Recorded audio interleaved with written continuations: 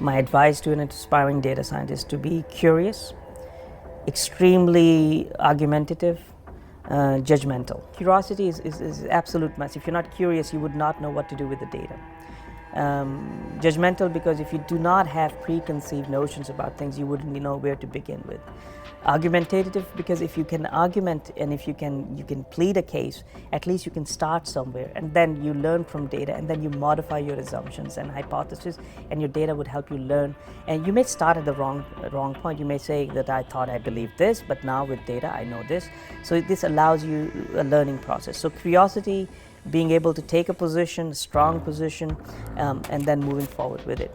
The other thing that the data scientist would need is some comfort and flexibility with analytics platforms, some software, some computing platform, but that's secondary. The most important thing is curiosity and the ability to take positions.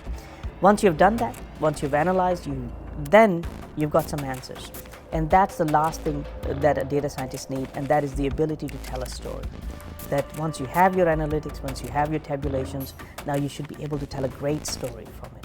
Because if you don't tell a great story from it, your findings will remain hidden, remain buried, nobody would know. Your rise to prominence is pretty much relying on your ability to tell great stories. A starting point would be to see what is your competitive advantage.